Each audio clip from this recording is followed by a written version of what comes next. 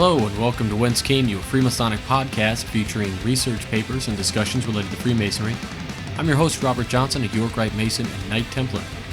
So I'm just getting over this horrendous cold my kids gave me, and I'm feeling much better. I'd like to say thanks for all of the get well notes I received, and I'd like to take just a minute and ask you, the listeners and supporters, if there's anything we can do to make this show more accessible for you. Let us know at the email address wcypodcast@gmail.com. So a few weeks ago, we started the series The Quest for the Holy Grail and the Modern Knights Templar, which was furnished by the Knights Templar magazine. Well, I received the second installment, and I think we will read that now. The Grail Castle, the Chalice, and the Lance, the Sword, herein lies the consecrating motive which moves through the whole Grail cycle. They are sacramental in character, but they are not the same as those in the Catholic Church, and this is a distinction that we should bear in mind. They claim another source of consecration and blessing, a different source and authority, one that bypasses the Church and its hierarchy. This is why the Church has never approved of the Grail cycle, in spite of the link made by some of the writers between the Hollows of the Grail and those of the Church. It is not really because they may have pagan origins, which bothers the Church, but that this tradition claims an authority and source of blessing of their own, one which puts them outside the establishment. This is the most interesting line of inquiry, and A.E. Waite's book, The Hidden Church and the Holy Grail, is the best work on this subject. But it's heavy going. It appears that the hollows of the Templar tradition, those objects and symbols to which we give special attention, are like wise of a similar family to those of the Grail cycle. However, it may be that this similarity is accidental rather than deliberate. The question is still open to debate. Whatever may be the truer answer to the possible link between these various traditions, the Hollows of the Church, the Grail cycle, and the Knights Templar, each of them have their place in the scheme of things as a Knight Templar source of instruction and its instruments of grace. For the Mason who is dedicated to making the spiritual journeys such as the one outlined in the Templar ritual, each of these traditions and their hollows provide him with a great deal of information about the quest he is undertaking, and also about the deeper aspects of the Christian faith, of revelation and divine grace. There are also what are called the lesser hollows, and these crop up in the different versions of the story of the Grail according to the writer's preference. There are the sacred nails used at the crucifixion, and the crown of thorns called the golden circle. There is also the face cloth of Veronica legend, with which Christ was laid in a sepulchre. Also, the pincers and the shield of Judas Maccabeus. None of these are essential to the Grail cycle, and they appear singly or in groups in the different stories of the Holy Grail. The 5 changes. The Grail is a mystery within a mystery. In fact, the Grail, so called, appears in many forms in the various accounts, and is said to pass through 5 changes. Those who sought the Grail, according to the various texts, did not necessarily have any idea what they were looking for, or where they might eventually find it. The accounts of the Grail Knights make this very clear, as they just rushed off in pursuit of their goal, without any plan at all. As I have already suggested, the term Grail should be understood as a generic term, and it should not be confined to just the Grail cup. This is because associated with the Grail are objects called Grail Hollows, as I have already said, and each is a channel, or the means by which divine grace, the gift of healing, and even the gift of immortality is received. Altogether, they include the dish or platter, the spear or lance, a stone or green jewel of heavenly province, and the cup or chalice or goblet. Sometimes it is very difficult to keep track of them. These objects, and their many changes, as in the Welsh story and Olwen, for instance, this collection of sacred and magical objects is further explained to become the 13 treasures of Britain. I have mentioned 4 ways in which the Grail appeared in these stories, but there are in fact 5.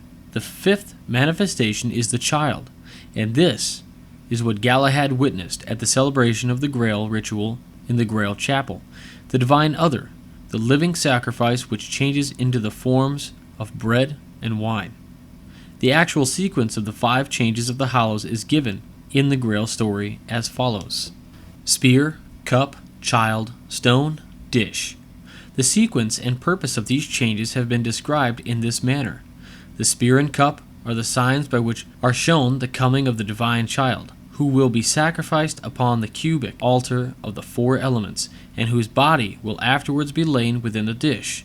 His blood flows down the spear into the cup, and all begins again, the endless cycle which is the regeneration of the human soul into a divine being which it must one day become. The story of the third degree has this same theme, human regeneration. Also, much of the symbolism of the 5 changes is referred to in the Rose-Cross degree.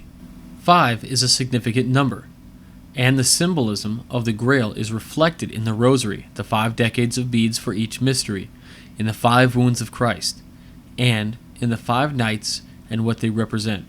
Percival, youth; Gawain, manhood; Bors, maturity; Lancelot, worldliness; and Galahad, spirituality. There are a number of other correspondences, but these I will not detail here except to mention that the 5 houses or castles in the Arthurian world, the Castle of Marvels, the Castle of Adventure, the Castle of Camelot, the Castle of Joyous Gard, and the Castle of Corbinic. In each of these rested one of the hollows, the symbolic references of the Grail, but not the Grail itself. The Knights Templar and the Holy Grail. German writers such as Wolfram identify the Knights of the Holy Grail with the Knights Templar, but this seems to have been something added to the original story. As far as the Knight Templar influence on the Roman literature in England is concerned, there appears to be no direct link at all, or at least historians like A.E. Waite have not found one. However, at the time of the writing of the Grail cycle, which was several centuries after the time of King Arthur and the Round Table to which it refers, the writers obviously had knights like those of the Order of the Temple as their model.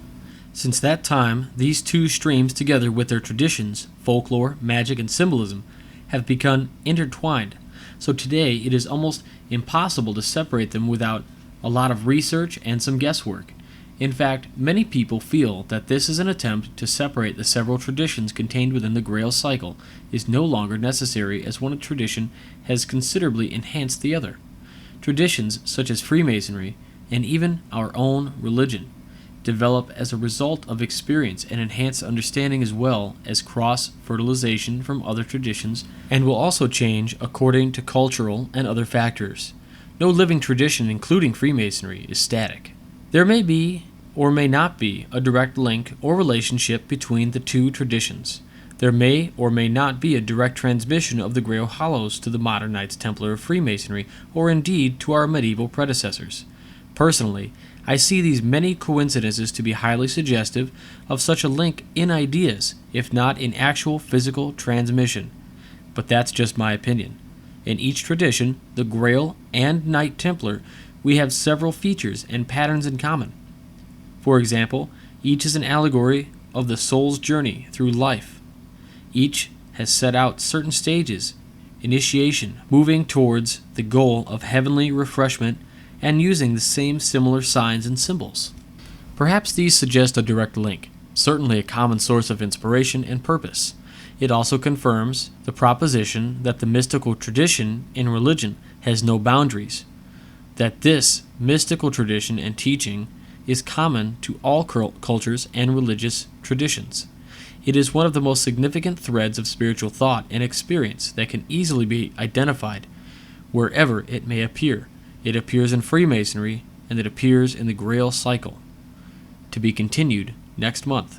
So I will certainly read you the next installment of that piece from the Knight Templar magazine, November 2011, as soon as it comes out.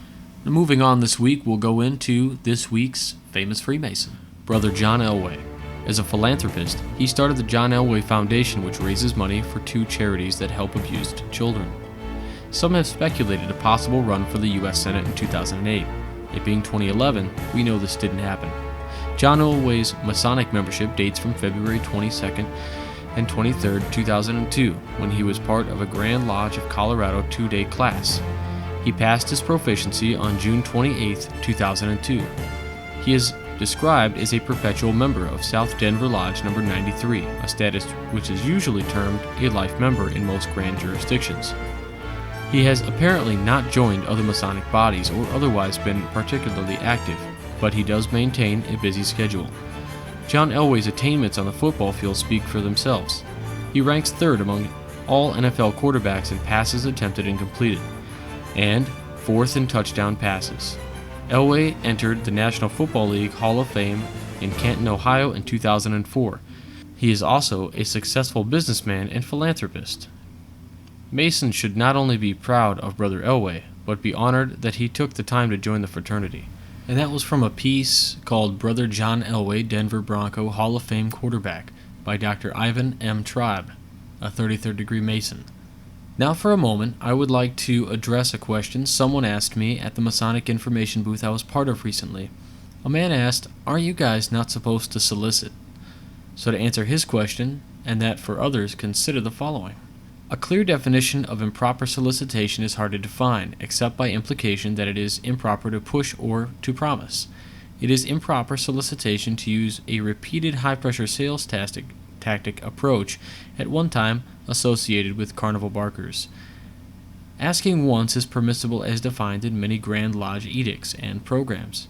It is improper to promise the candidate that he will receive material benefit or some special recognition if he joins.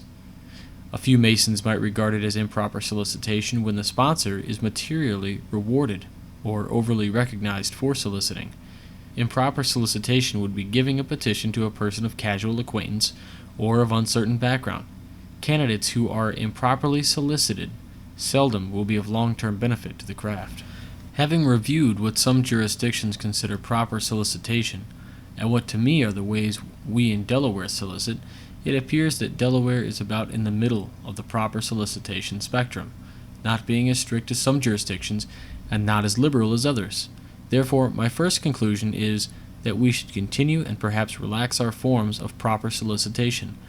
My second conclusion is that we should not only feel free to discuss Masonry with the uninitiated, but we should be knowledgeable enough to be comfortable in doing so. Knowledge brings confidence, and confidence comes from individual study, from personal discussions, from attendance at workshops, from meaningful educational lodge programs, from observations made while attending other lodges and dependent bodies. Remember, free will and accord. And that was lifted from the Phoenix Lodge website in Delaware. So that's it for this week. I hope you enjoyed it. Remember to like us on Facebook and follow us on Twitter at Whence. Additionally, you can add us to your circle on Google Plus at the email address wcypodcast@gmail.com. Visit the website at wcypodcast.blogspot.com for links to the Android app and iPod app, which lets you listen to the show without syncing. A reminder, new episodes are out just about every Monday morning and hopefully in time for your commute. I know how morning commutes can be. I start mine at 4:50 in the morning. I also want to say thanks for making the show so successful on iTunes. It means a lot. Anyway, have a great week and tune in next week for more. Until then, for Whence Came You, I'm Robert Johnson.